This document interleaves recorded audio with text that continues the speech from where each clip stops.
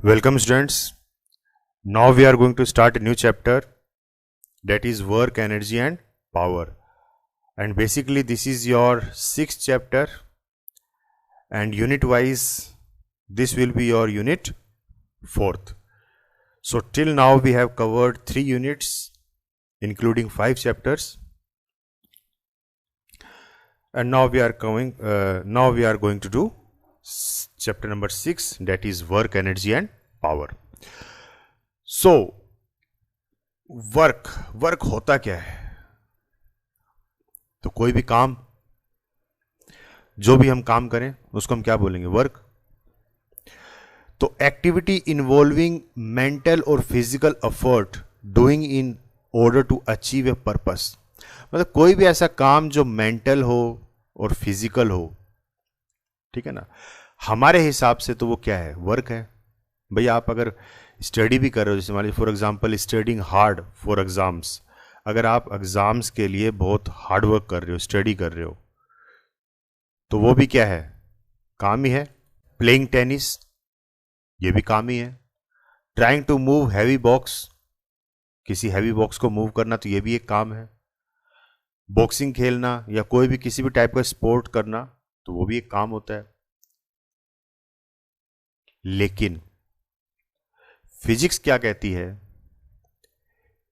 कि as per physics terminology, work is defined as the dot product of force and displacement. कहने का मतलब work वो होता है जहां पे कुछ फोर्स लगे, F, कुछ फोर्स लगे और उस फोर्स के वजह से कुछ डिस्टेंस कवर हो, यानी कि कुछ डिस्प्लेसमेंट हो. तो फोर्स और डिस्प्लेसमेंट के बीच का जो डॉट प्रोडक्ट होता है, this is known as work. ये क्या होता है? वर्क होता है फिजिक्स की टर्मिनोलॉजी में. यानी कि ऐसा कोई भी काम जिसमें अगर फोर्स नहीं लग रहा, फोर्स अगर जीरो है, तब भी आपका वर्क जीरो माना जाएगा. और अगर फोर्स तो आप लगा रहे हो लेकिन डिस्प्लेसमेंट जीरो है, डिस्प्लेसमेंट कुछ नहीं हो रही, तब भी आपका वर्क क्या माना जाएगा? जीरो माना जाएगा. जैसे मान लीजिए आप किसी दीवार को धक्का मार रहे हो, तो फोर्स तो आप अप्लाई कर रहे हो, क्योंकि आपको एडी से लेकर चोटी तक आपको पसीने आएंगे. किसी भी दीवार को अगर आप खिसकाने की कोशिश करोगे तो मेहनत तो लगेगी, फोर्स तो आपने पूरा लगाया, लेकिन क्या वो दीवार खिसकेगी? नहीं. यानी कि डिस्प्लेसमेंट क्या हो गया? जीरो. तो उस केस में वर्क डन क्या हुआ? जीरो. ठीक है ना. तो फिजिक्स ये कहती है. इसी तरीके से स्टडिंग हार्ड फॉर एग्जाम, आप बहुत मेहनत कर रहे हो पढ़ने के लिए, लेकिन यहां पे जब आप पढ़ने के लिए मेहनत करते हो तो यहां कौन सी मेहनत हो रही है? मेंटल. ठीक है ना. मेंटल स्ट्रेस यहां पे डेवलप होता है. आप मेंटली प्रिपेयर होते हो अपने आप को, ठीक है ना, आप जो एग्जाम के लिए आप तैयारी करते हो. यानी कि आप किसी कुर्सी टेबल पे बैठ के आप तैयारी कर रहे हो, मान लो, या बेड पे लेट के या बैठ के आप तैयारी कर रहे हो, तो वहां पे डिस्प्लेसमेंट क्या हो रहा है? जीरो हो रहा है. ठीक है ना. ना तो वहां डिस्प्लेसमेंट लग रहा है, ना वहां पे फोर्स लग रहा है. तो फिजिक्स क्या कहती है? ऐसे केस में वर्क क्या होगा? जीरो होगा. Your work will be zero. यानी कि अगर आप एग्जाम की तैयारी कर रहे हो तो फिजिक्स की टर्म में वो काम क्या है? जीरो है. ठीक है ना. तो फिजिक्स ये कहती है. तो फिजिक्स के हिसाब से वर्क क्या है? इसका मतलब कि जिसमें कुछ फोर्स लगे और उस फोर्स की वजह से कुछ डिस्प्लेसमेंट हो. तो देखिए, फोर्स क्या है? Vector quantity. और डिस्प्लेसमेंट क्या है? Vector quantity. अब दो वेक्टर क्वांटिटी को जब हम डॉट प्रोडक्ट करेंगे तो रिजल्ट हमेशा कैसा आता है? स्केलर क्वांटिटी आता है. तो इसका मतलब वर्क क्या हो गया? स्केलर क्वांटिटी हो गई. ठीक है ना. तो इसमें कंफ्यूज होने की जरूरत नहीं है. ठीक है ना. फोर्स और डिस्प्लेसमेंट तो वेक्टर क्वांटिटी हैं, और जो वर्क है वो कैसा है? स्केलर क्वांटिटी है. तो ये तो है कुछ वर्क से रिलेटेड चीजें. ठीक है ना. दूसरा कॉन्सेप्ट है इसमें एनर्जी. एनर्जी क्या होती है? तो energy and work are interrelated. ये दोनों ही आपस में क्या है? इंटर रिलेटेड है. कैसे?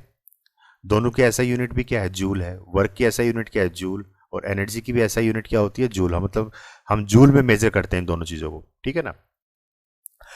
अब जब भी आप कोई काम करोगे तो उसमें आपकी एनर्जी यूज होगी. ठीक है ना. तो और इसी तरीके से अगर आपकी एनर्जी खर्च हो रही है तो वो कहाँ खर्च हो रही है, किसी न किसी काम को करने में खर्च हो रही है। तो हम हमेशा क्या देखते हैं कि वर्क और एनर्जी जो है आपस में क्या है, इंटर रिलेटेड है। ठीक है, तो एनर्जी क्या हो गई, strength required to do sustained work, या energy required to do some work. तो किसी भी काम को करते वक्त या करने के दौरान जो मेहनत लगती है, ठीक है ना, जो एनर्जी वहां पे लगती है वो आपकी क्या है, एनर्जी है।